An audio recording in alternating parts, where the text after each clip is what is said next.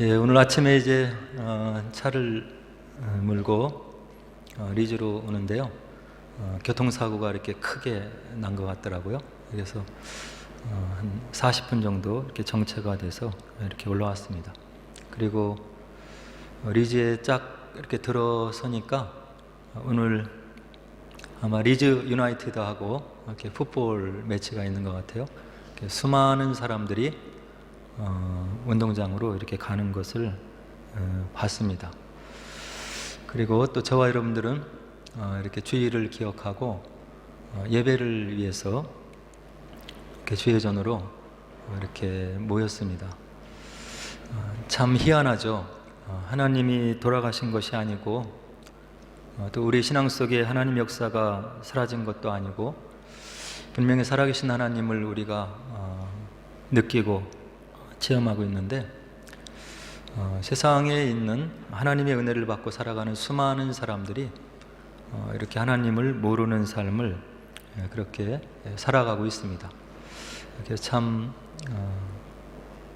어떻게 보면 답답하기도 하고 어떻게 그럴 수 있을까 하는 생각이 들기도 하고 또 세계 선교를 호령했던 영국이 이렇게 교회가 텅텅 변화가는 걸 보면서 참 마음이 아프기도 하고 또 이해가 되지도 않기도 하고 이제 그런 것들을 이렇게 느끼는 겁니다.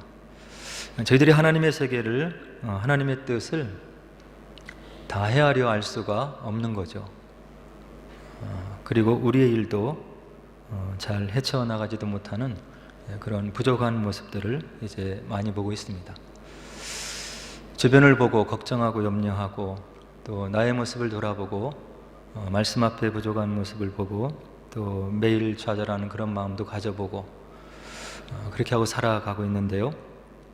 우리 주님께서는 그렇게 얘기를 하시는 것 같아요. 너에게 주어진 일을 최선을 다해라.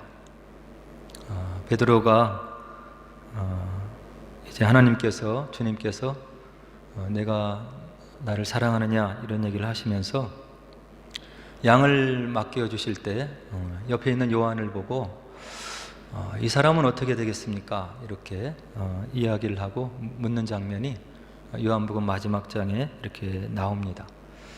우리 부활하신 주님께서 주신 대답은 한 가지였어요. 요한의 일을 생각하지 말고 내가 받은 은혜, 내가 받은 사명을 열심으로 최선을 다해서 감당하도록 하라. 아마 저와 여러분들에게도 주시는 하나님의 뜻일 것 같아요. 주변을 돌아보고 돌아가는 세상의 세태를 돌아보고 마음 아프고 이해가 안 가고 납득이 안 가고 답답한 면이 있고 하나님이 도대체 살아계심을 모든 만인들에게 드러내 보여주셔서 열방의 민족들이 하나님을 찬양하는 그런 세계가 빨리 오도록 하나님이 왜 이렇게 역사하지 않는지 하는 그런 의문을 가질 때가 있는데요. 그 깊고 오묘하고 넓은 하나님의 뜻을 우리가 다 헤아려 알 수 없는 거죠.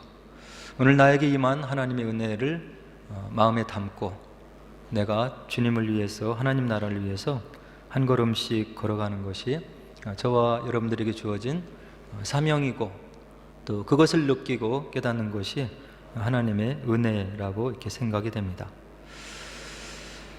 그래서 말씀을 우리가 가까이 해야 되는데요. 에스겔서에 보면 파수꾼이라는 이야기가 나옵니다. 에스겔 선지자를 이제 바벨론 포로 생활 중에 부르셔서 선지자로 이제 이렇게 사명을 감당하도록 해주시는데요. 에스겔서 3장과 33장에 보면 파수꾼의 사명에 대해서 하나님께서 이렇게 말씀을 해주셔요. 파수꾼이 무엇이냐? 몇 가지의 감당해야 될 사명이 있는데 첫째는 무엇이냐면 하나님의 말씀을 백성들에게 전달하는 책임을 가지고 있는 것이 파수꾼이다 이렇게 이야기를 합니다. 근데 전달하는 그 말씀의 내용을 나의 감정이나 생각에 따라서 변경하는 것이 아니라 하나님이 주신 메시지를 가감이 없이 그대로 전달해야 될 책임이 있는 거죠. 그리고 두 번째 파수꾼의 임명이 의무가 무엇이냐면 내가 생각하기에 악인이라고 생각하는 그런 사람들의 삶을 보고, 정의롭지 못한 삶을 살아가는 삶을 보고 돌이키라고, 하나님께서 원하시는 삶의 방식이 아니라고 이렇게 말씀을 전해야 된다, 이렇게 이야기를 해주고 있습니다. 그래서 상대편이 듣기를 좋아하는 말을 전하는 것이 파수꾼의 사명이 아니고, 그 악인에게, 그리고 악한 길을 걸어가는 사람들에게 정의롭고 공의로우신 하나님의 뜻을 가감없이 불편한 마음을 무릅쓰고 전해야 되는 것이 파수꾼의 사명이다, 이렇게 얘기를 합니다. 그리고 하나님께서 에스겔에게 분명하게 음성을 들려주시는데요, 3장 18절에 보니까 내가 그 악인에게 경고를 하지 아니하면, 그래서 그 악인이 그 죄 가운데 죽으면 내가 그의 피를 내 손에서 요구할 것이다. 파수꾼의 사명을 제대로 감당하지 못한 그 책임을 엄중하게 묻겠다고 하는 하나님의 음성이 이렇게 들려오고 있는 거죠. 그리고 셋째는 파수꾼이 무엇을 해야 되냐면, 의롭게 살아가고 있는 것 같이 보이는 사람들에게도 말씀을 전해야 되는데, 주의하라 하는 말씀을 전해야 된다고 그 사명을 알려주고 있는 거예요. 의인이라고 끝까지 의롭게 살기가 어렵다 하는 것을 우리가 성경을 통해서 알 수 있는 거죠. 그래서 지금 의로운 삶을 살고 있고 말씀에 합한 삶을 살고 있다고 한다면, 그 의인에게 넘어지지 말고 끝까지 믿음의 행진을 해나갈 수 있도록 주의하라고 파수꾼이 그 말씀을 전해야 된다, 이렇게 이야기를 해주고 있는 거예요. 그리고 네 번째로 이 파수꾼의 사명을 맡은 에스겔에게 하나님이 들려주시는데, 내가 전하는 그 엄중한 경고의 말씀들을 받아들이느냐 받지 않느냐는 각자의 선택에 달려있는 것이다, 이런 얘기를 해주시고 있는 거예요. 그러면서 에스겔서 3장 19절 21절에 보니까 내가 경고하였으면 너는 내 생명을 보존하게 될 것이다, 이렇게 얘기를 에스겔에게 해주시면서 지금부터 내가 감당해야 될 사명이 파수꾼의 사명인데, 이런 엄중한 의미가 있는 것을 내가 깨닫고 그 파수꾼의 사명을 신실하게 감당했으면 좋겠다, 이렇게 에스겔에게 이제 설명을 해주는 거죠. 이러한 파수꾼의 사명을 앞에서 말씀을 전하는 저도 동일하게 받고 있는 거고요, 또 우리의 주님을 먼저 믿고 믿음의 길을 걸어가고 있는 우리 성도 여러분들의 두 어깨 위에도 그대로 놓여 있는 거예요. 우리가 가지고 있는 말씀에 대한 지식, 그리고 우리가 가지고 있는 신앙생활의 체험들, 그리고 내가 만난 예수님을 이렇게 마음속에 새겨보면서 이것이 어떤 말씀을 내가 주변에게 전해야 되는지, 내가 어떤 조언을 줘야 되는지를 성령의 도우심 가운데 저와 여러분들이 동시에 느낄 수 있다고 한다는 그런 얘기예요. 그래서 생명의 길로 걸어가지 못하는 주변의 사람들을 바라보면서도 그를 위해서, 그 영혼을 위해서 불쌍히 여기면서 하나님의 뜻을 제대로 전하지 않으면 저와 여러분들은 파수꾼의 사명을 감당하지 못하게 되는 거죠. 그럴 때 에스겔에 주었던 경고의 말씀을 우리가 되새겨 봐야 되는 것입니다.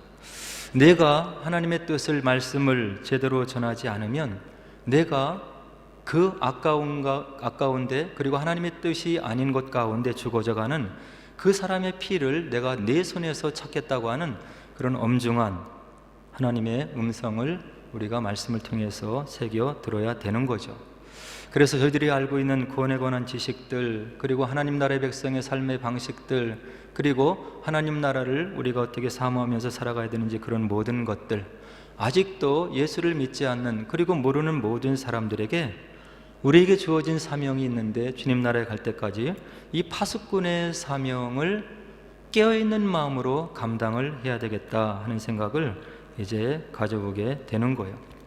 그리고 오늘날 우리 교회 성도들의 삶을 이렇게 점검해 보면, 하나님의 말씀을 정말로 이렇게 엄중하게 생각하고 그 말씀에 순종하기 위해서 노력하고 있는 그런 삶을 살고 있는 것인가를 이렇게 생각을 해보게 됩니다. 많은 죄의 종들과 그리고 많은 죄의 백성들이 말씀을 편식하고 있는 현상들이 우리의 주변에 만연해 있는 것 같다. 그리고 그것이 틀린 진단이 아니다 하는 것을 분명하게 느낄 수 있는 거죠. 우리가 자녀가 이 땅의 삶을 살아갈 때 부모가 자녀가 잘 되기를 원하는 마음으로 주시는 말씀들이 있는 거예요. 자녀가 생각이 어리고 마음이 부족하고 성숙하지 못해서 그의 생각대로 걸어갈 때 그것이 부모의 눈에는 잘못된 길로 가는 것 같은 그런 것을 이렇게 느낄 때가 있는 거죠. 그때 이제 부모로서 조언을 주면 아이들은 듣기 싫어하고 마음이 불편해하고 또 자기가 생각했던 대로 고집스럽게 삶을 이렇게 살아가려고 하는 그런 반응들을 이렇게 볼 수 있는 것입니다. 우리 성도들의 삶도 별반 다를 게 없다 하는 생각을 이제 해보게 되는 거예요. 저와 여러분들을 위해서 하나님께서 사랑의 음성으로 그리고 성령의 감동으로 기록된 이 땅에서의 삶을 위한 여러 가지 지침들을 그분의 살아계신 말씀 가운데 다 담아 두셨는데 우리가 말씀을 읽고 연구하고 생각해야 된다는 당위성은 알고 있지만 그 말씀을 편식할 때가 있다고 한다는 이야기예요. 내가 듣기를 원하는 말씀, 그리고 내가 마음에 받아들이기를 원하는 말씀, 그리고 힘들고 어려운 말씀들을 피해가는 그런 말씀에 대한 편식의 현상들이 우리 크리스찬 삶들 가운데 이렇게 보이고 있다고 한다는 그런 내용이죠. 그러나 분명히 기억해야 될 것은 우리 몸에 좋은 약은 입에 쓸 수 있다고 하는 사실을 꼭 우리가 마음에 새겨야 되는 것입니다. 그래서 우리의 생각에 부딪히고 우리의 마음에 튕겨져 나가고 그 말씀이 나의 마음속에 들어오기가 어려운 그런 말씀들, 사실은 이 땅의 삶을 축복하기 위한 하나님의 뜻이 담겨져 있는 그런 귀한 말씀들이고 그것을 성경에 녹아져 있는 믿음의 법칙을 가지고 순종하고 받아들이고 그 말씀을 이루어드리기 위해서 노력하는 그 삶 속에 하나님의 축복이 깃들여 있는 것이고 하나님께서 그런 마음을 귀히 보시고 하나님 사역의 동역자로 저와 여러분들을 불러주시고 말씀의 순종 가운데 걸어가는 참된 기쁨을 우리 하나님께서 우리에게 꼭 주신다고 하는 것을 기억하시고 우리가 말씀을 대하되 편식하지 않고 하나님께서 주신 말씀으로 알고 모든 것을 다시금 그런 거 하여 생각하고 그리고 우리의 전 인격을 가지고 순종해 나가기 위해서 노력하는 그런 참된 믿음의 모습이 필요하겠다 하는 생각을 이제 가져보게 되는 거예요. 우리가 구약을 보면 하나님께서 구약의 이스라엘 백성들을 하나님의 백성들로 이렇게 택하시고 언약의 백성으로 삼으신 다음에 말씀을 주시는 것을 볼 수 있어요. 모세를 통해서 율법을 주시고 또 오경의 말씀을 통해서 하나님의 택한 백성 선민들이 어떻게 하나님의 공동체를 이루어 나가고 그 공동체를 유지하고 하나님의 뜻을 열방 가운데 전하기 위해서 하나님이 어떤 뜻을 그 말씀 가운데 담아주셨는지를 우리가 구약 성경을 통해서 분명하게 알 수 있는 거예요.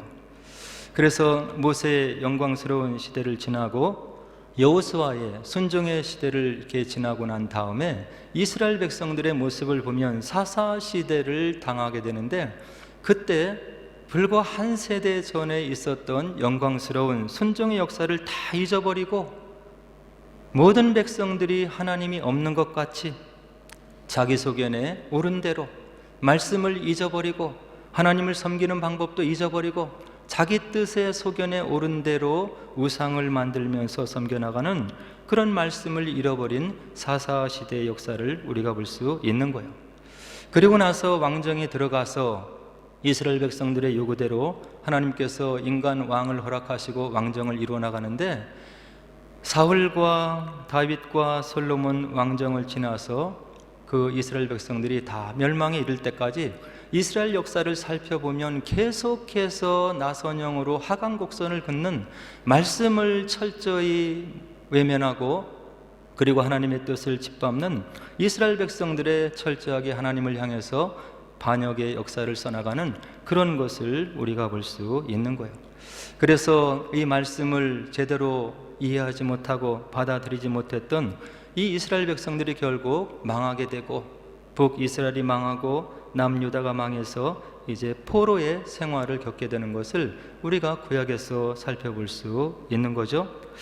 그리고 나서 이제 바벨론 포로에서 이스라엘 백성들이 철저하게 회개를 하는 거예요.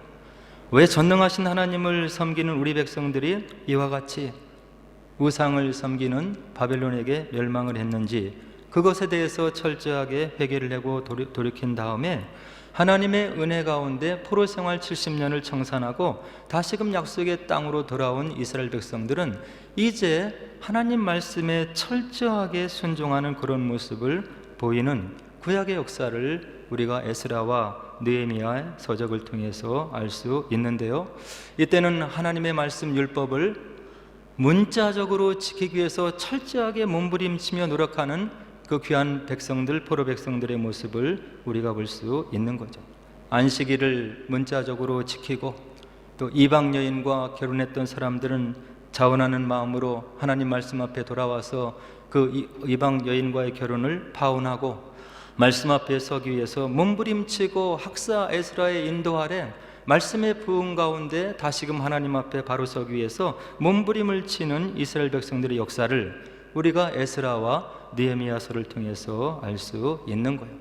그래서 이와 같이 하나님 말씀을 모세 시대와 같이, 여호수아 시대와 같이 철저히 섬기고 순종하고 문자적으로 따르려고 노력하는 몸부림치는 그런 모습을 포로에서 돌아온 귀한 백성들을 통해서 볼 수 있는데, 나중에는 이런 역사들이 이제 율법의 껍데기만 남고, 그리고 율법의 어떤 종교 의식만 남고, 예수님 시대에는 율법의 말씀의 근본 정신을 잃어버리고 껍데기만을 지켜나가는 이스라엘 백성들의 모습을 볼 수 있는 거죠. 그래서 예수님 당시에 많은 종교 지도자들이 책망을 받고, 너희들이 외식으로 가식으로 율법의 본래의 정신을 잃어버리고 너희들이 종교적인 관습만 남았다고 이렇게 질책을 받는 모습을 우리가 신약 복음서에서 살펴볼 수 있는 거예요. 그래서 이스라엘 역사를 바라보면서 우리가 배울 수 있는 두 가지 교훈이 있는데 무엇이냐면, 하나님의 말씀을 말씀되게 우리가 존중하고 순종하고 마음을 열고 정말로 하나님 말씀이 그런가 하여 연구하는 그런 마음이 필요하고, 그리고 그런 마음이 있다고 한다면 무엇이 말씀에서 원하는 근본 정신인지를 우리가 분명히 깨달아서 우리가 거칠애로 종교 의례로 그런 말씀을 지켜나가는 것이 아니라 말씀 속에서 원하는 참된 정신을 우리의 삶 속에서 실현해내고, 그리고 우리의 삶으로 녹여내는 그런 말씀으로 살아가는 그런 모습이 우리에게 있어야 되겠다 하는 생각을 이제 해보게 되는 거예요. 왜 이런 말씀을 길게 서론으로 드리냐면, 오늘 본문에 나와 있는 것이 제자도에 대해서 이야기를 해주고 있는 거예요.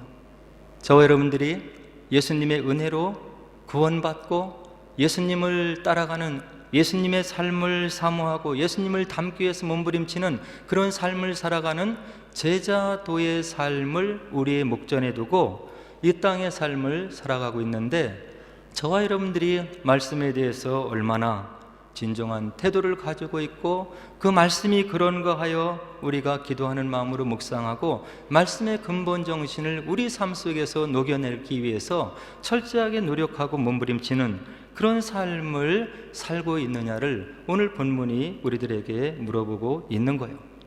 오늘 본문을 살펴보니까 예수님께서 제자들과 함께 가이사랴 빌립보라는 곳에 가셔서 이제 제자들을 모아놓고 질문을 하시는 거예요. 세상 사람들이 나를 누구라고 하느냐? 선지자 중에 한 명이라고 합니다. 엘리야라고 합니다. 그리고 어떤 사람 중에는 오실 메시아와 비슷한 분이라고 얘기를 합니다. 그럼 너희는 나를 누구라고 얘기를 하느냐? 그때 하나님의 은혜 가운데 도우시는 능력 가운데 베드로가 일어나서 신앙 고백을 하는 거예요.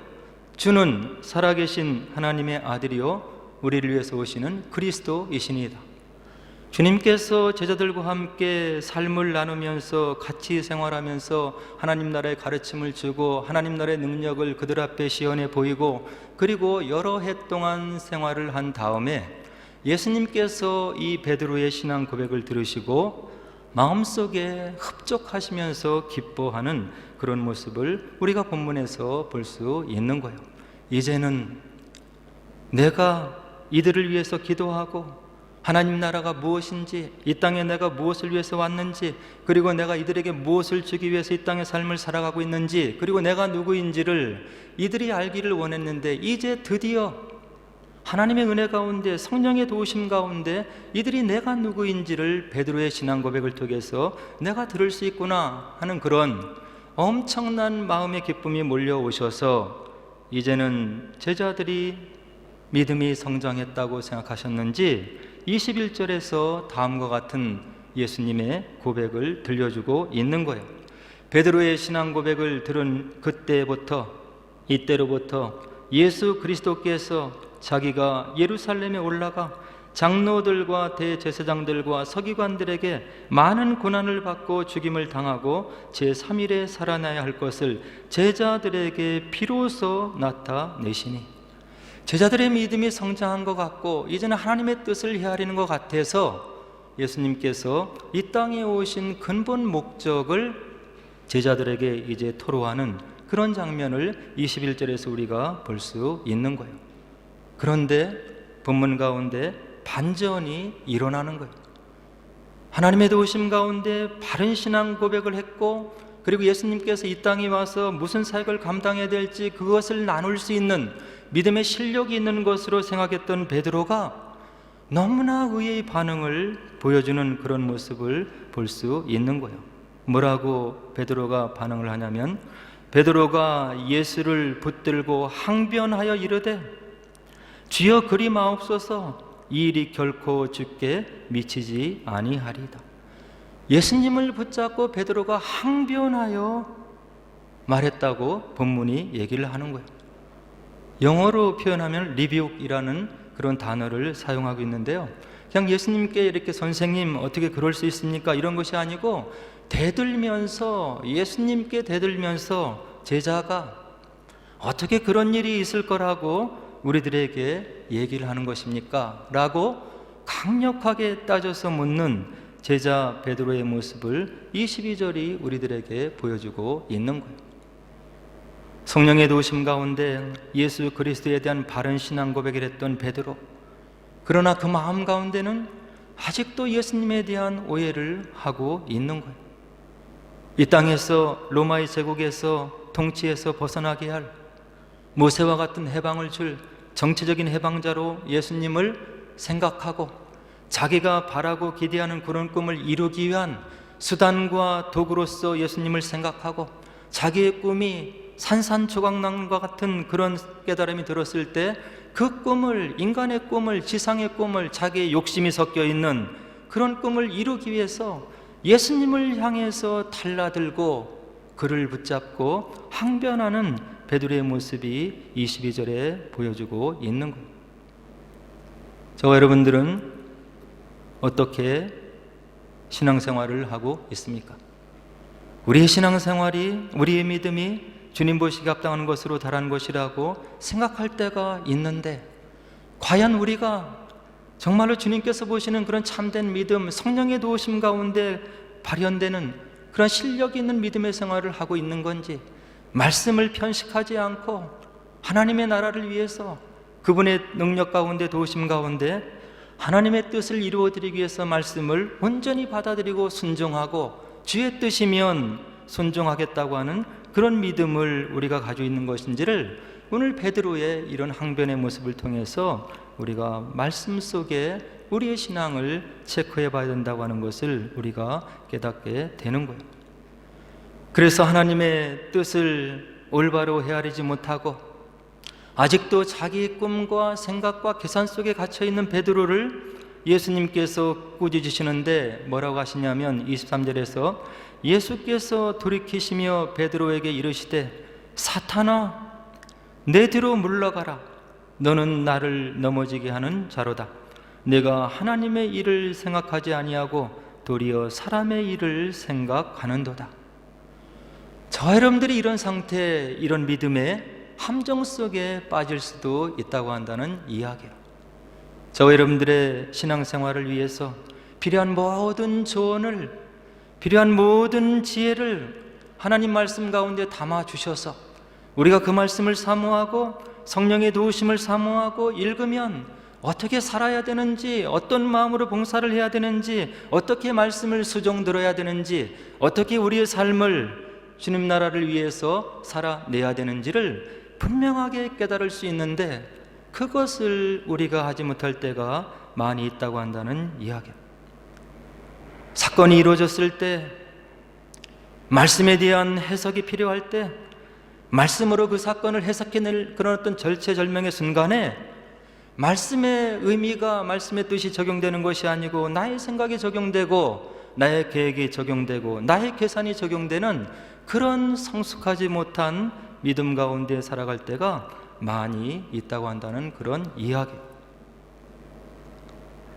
하나님의 일을 한다고 하면서도 사람의 생각으로 일을 할 수 있다고 하는 것을 우리 주님께서 마태복음 7장에서 분명히 알려주시고 있는 거예요. 뭐라고 하시냐면, 이름으로 그들의 열매로 그들을 알리라. 나더러 주여 주여 하는 자마다 다 천국에 들어갈 것이 아니요 다만 하늘에 계신 내 아버지의 뜻대로 행하는 자라야 들어가리라. 그날에 많은 사람들이 이르러 나에게 이르되 주여 주여 우리가 주의 이름으로 선지자 노릇을 하며 주의 이름으로 귀신을 쫓아내며 주의 이름으로 많은 권능을 행하지 아니하였나이까 하리니, 그때 내가 그들에게 밝히 말하되 내가 너희를 도무지 알지 못하니 불법을 행하는 자들아 내게서 떠나가라 하리라. 저와 여러분들의 신앙생활이 이런 하나님의 판단 가운데 들어있으면 안 되는 거잖아요. 절제하고 노력을 기울이고, 그리고 우리들의 생각으로는 하나님을 위해서 한다고, 교회를 섬긴다고 시간을 들이고 마음을 들였는데, 우리의 마음을 살펴보시는 하나님께서, 우리 주님께서 이런 이야기를 혹시 우리들 마음 가운데 깨달음으로 주신다고 한다면 우리가 너무 마음이 아프고 그리고 후회되는 그런 일이 있지 않을까 하는 생각을 말씀을 통해서 해볼 수 있는 거예요. 이것은 여기서 말씀을 전하는 저에게도 동일하게 적용이 되는 거예요. 파수꾼의 사명을 맡은 자로서 하나님의 뜻이 무엇인지, 우리 교회가 바라고 원하는 것이 무엇인지, 우리의 부족함이 무엇인지를 말씀을 묵상하면서 전하는 저이지만, 이 말씀대로 살아내지 못하는 그런 마음의 부담들이 엄청 많이 있을 때가 있다고 하는 것을 저도 많이 느끼고 있는 거예요. 겉으로는 주의 이름으로, 그러나 마음 한가운데는 하나님의 뜻과는 상관이 없는 인간의 생각으로, 그리고 교회를 찾아와서 예배를 드리고 하나님을 경배한다고 하는 그런 마음들이 있다고 한다면 우리가 말씀을 통해서 다시금 우리를 살펴야 된다고 하는 이야기죠. 그러면서 우리 주님께서 분명하게 너희들이 걸어가야 될 것이 무엇인지를 얘기해 주시는데, 24절에서 제자도를 얘기해 주시고 있는 거예요. 이에 예수께서 제자들에게 이르시되 누구든지 나를 따라오려거든 자기를 부인하고 자기 십자가를 지고 나를 따를 것이니라. 예수님께서 인정하시는 제자로서의 삶을 사는 사람들에게 나타나는 첫 번째 표징이 있는데 무엇이냐면 자기를 부인하는 일이 있을 거라고 얘기를 해주시는 거예요. 내 생각을 주장하고 너를 나타내고 너를 주장하고 너의 뜻을 이루려고 하는 그런 것을 부인하는 모습이 성령의 능력의 역사 가운데 있게 될 것이다. 그리고 이 땅을 살아가는 모든 사람들이 지고 가는 것이 있는데, 십자가라는 것이 있는데, 그것을 지고 주님의 도우심 가운데 능력 있는 삶을 살아가는 그런 자가 나에게 맞는 합당한 참 제자로서의 삶이라고 24절에서 분명하게 이야기를 해주시고 있는 거예요.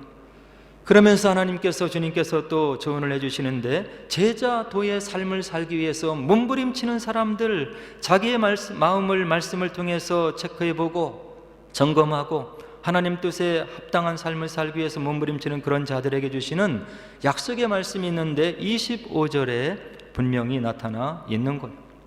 누구든지 제 목숨을 구원하고자 하면 잃을 것이요, 누구든지 나를 위하여 제 목숨을 잃으면 찾으리라. 역설의 진리가 묻어있는 것이 하나님의 말씀의 진리인 거예요. 내 생각을 뛰어넘어서, 나의 계산을 넘어서서 하나님을 위해서 목숨을 잃는 것 같은 결단을 내리고 하나님께서 원하시는 좁은 길을 걸기 위해서 마음에 고통하며 갈등을 느끼며 몸부림치는 그런 자들, 죽는 것 같지만 사는 역사가 있을 것이라고 하는 것을 능력의 하나님, 우리 주님께서 우리들에게 약속으로 해주시고 있는 거예요. 우리의 믿음의 선조들의 삶을 보면 아마도 말씀에 대한 지식은 오늘을 살아가는 우리 성도 여러분들보다 많이 적었던 그런 믿음의 선조들의 삶을 볼 수 있는 거예요. 그러나 우리가 그 믿음의 선조들의 삶을 보면 말씀을 얼마나 사모했는지, 그리고 그들의 삶을 통해서 하나님 앞에 얼마나 마음을, 그리고 마음의 중심을 드리기 위해서 노력했는지를 그분들의 신앙생활을 우리가 기록을 통해서 읽어보면 분명히 알 수 있는 거예요. 주의를 생각하는 그런 마음, 하나님께 물질을 드릴 때도 준비된 물질을 드리기 위해서 몸부림치며 마음을 드렸던 우리 믿음의 선조들의 삶, 옷차림부터 모든 것에 이르기까지 주의 전에 찾아오는 모든 그런 삶의 모든 순간들을 살피고 하나님 앞에서 그들의 마음과 그리고 그들의 믿음을 드리기 위해서 몸부림치고 살피고 살폈던 믿음의 선조들의 그런 정성이 담긴 믿음의 삶을 우리가 기록으로 남겨진 그런 기회사를 통해서 확인해 볼 수 있는 거예요. 우리는 이런 모습을 닮아 가야 되는 거예요. 성경 속에서도 이와 같은 제자도의 길을 걸은 사람들을 찾아볼 수 있는데요, 베드로도 이런 제자의 도를 충실하게 따랐던 그런 제자동의 하나로 나중에 드러나게 되는 거예요. 주님을 3번 부인했지만 주님의 부활하신 주님의 은총을 받고 다시금 은혜를 입은 베드로, 십자가에 거꾸로 달리면서 양떼들을 죽을 때까지 순종해서 돌보았던 그런 제자도의 삶을 사는 베드로의 모습을 우리가 복음서에서 볼 수 있고요, 사도 요한도 마찬가지고 사도 바울도 마찬가지고 스데반도 마찬가지고 자신에게 생명의 길을 알려주셨던 그 주님을 증언하기 위해서 돌을 맞아 죽어가면서까지도 예수님을 증거했던 말씀의 진심이었던 스데반 집사의 삶을 성경은 우리들에게 전해주고 있는 거예요. 교회사를 보면 프란체스코는 자신이 가지고 있는 모든 부를 내려놓고 가난한 자들과 함께 살면서 하나님께서 주신 자연과 대화를 나누면서 짐승과도 대화를 나누면서 뛰어난 탁월한 영성을 우리들에게 그의 삶을 통해서 보여주는 제자도에 충실했던 프란체스코의 모습을 우리가 볼 수 있는 거예요. 그리고 독일의 나치 통치하에 히틀러가 잘못되었다고 하는 것을 분명한 목소리로 지적을 하면서 히틀러에 대항해서 바로 옥살이를 하면서 순교의 삶으로 생을 마감했던 그런 보네포 목사님의 삶도 이런 제자도를 철저히 따랐던 그런 모습을 교회 역사를 통해서 우리들에게 보여주고 있는 거예요. 우리 한국교회사를 봐도 마찬가지인 거예요. 주기철 목사님, 예수님 한 분 외에는, 하나님 외에는 섬김의 대상이 될 수 없다고 하는 것을 마지막까지 고소하시고 못판 일을 걸어가시면서도 순교하시는 그런 목사님의 생생한 제자도의 삶을 살아간 모습을 한국교회의 역사를 통해서 우리가 살펴볼 수 있는 거예요. 손양원 목사님도 마찬가지인 거예요. 예수님의 말씀을 마음으로 받아들이고 삶으로 녹여내어서 자신의 아들을 죽인 공산당을 양아달로 이렇게 받아들이고 원수를 끝까지 사랑했던, 말씀을 실천하기 위해서 몸부림쳤던 우리 믿음의 선조의 모습을 볼 수 있는 거예요. 길선주 목사님도 마찬가지인 거예요. 평양 대부흥의 핵심 지도자로서 철저한 회개와 순종의 삶으로 교회를 새롭게 하시고 우리 한국교회사에 믿음의 큰 족적을 남겨놓은 그런 목사님의 길을 우리가 교회사를 통해서 살펴할 수 있는 거예요. 독립운동을 앞서서 진두 지휘했던 유관순 열사도 마찬가지 있는 거예요. 믿음의 신앙을 지키면서 옥중에서 죽어가면서 믿음으로 시대의 어둠에 맞서서 제자로서의 삶을 끝까지 관철했던 이런 믿음의 선조들의 삶을 우리가 살펴보면 이들 모두 말씀에 나와 있는 대로 자기의 주장을 내려놓고 말씀과 기도에 붙들리고 복음을 위해서 고난을 감수하며 사랑과 섬김으로 사람을 세운 그런 믿음의 선조들의 삶임을 우리가 교회사를 통해서 확인해 볼 수 있는 거예요. 히브리서 기자는 5장 13절로 14절에 이런 말씀으로 우리를 권면해 주고 있어요. 뭐라고 하시냐면 이는 젖을 먹는 자마다 어린아이니 의의 말씀을 경험하지 못한 자요 단단한 음식은 장성한 자의 것이니 그들은 지각을 사용함으로 연단을 받아 선악을 분별하는 자들이니라. 예수를 믿지만 말씀에 붙들림이 되지 않아서 우유만 먹는 사람이 있다고 한다는 이야기. 말씀을 편식하고 말씀에 능력이 되는 그런 삶을 살아내지 못하고 단단한 음식을 소화시켜내지 못하는 그런 어린 신앙의 삶을 살아가는 사람들이 있다고 한다는 이야기.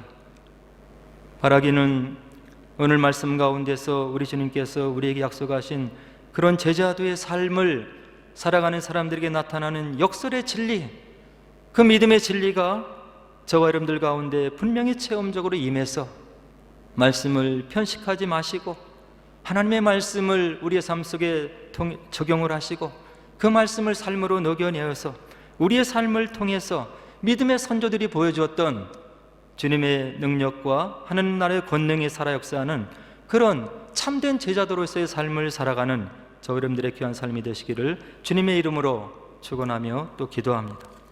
우리 함께 기도하도록 하겠습니다.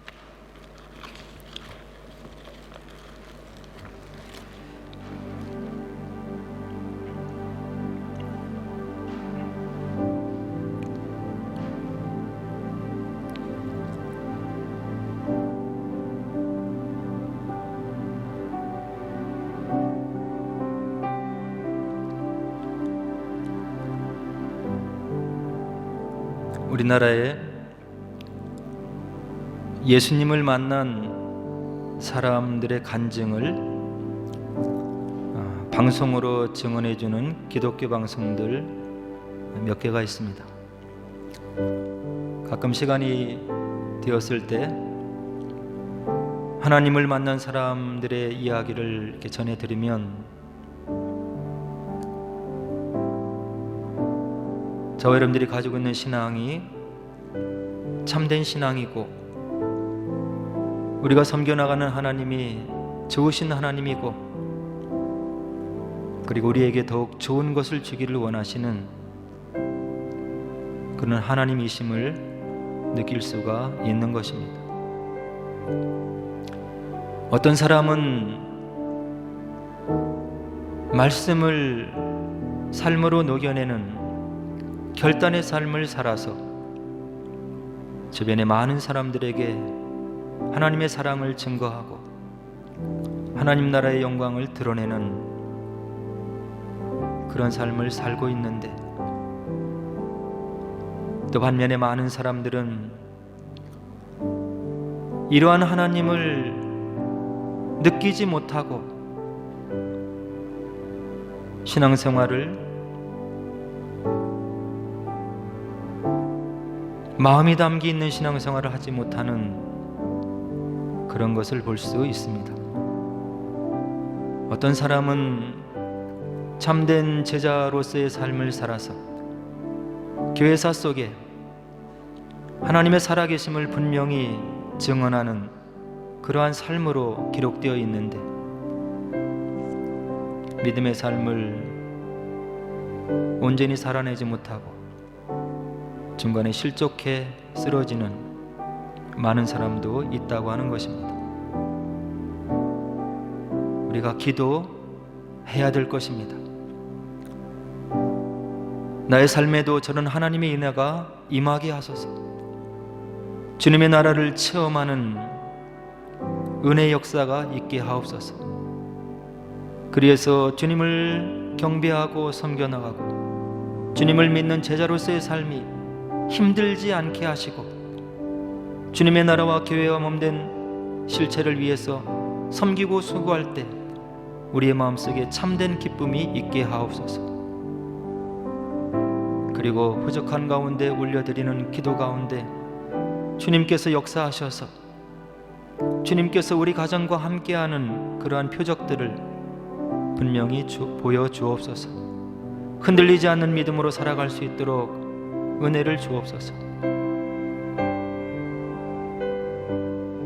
그래서 내 신앙을 지켜낼 뿐 아니라 그런 하나님과 주님과의 만난 체험을 바탕으로 주변의 사람들을 일으켜 세우는 복된 삶이 되게 하옵소서. 우리 함께 기도하도록 하겠습니다. 기도하겠습니다.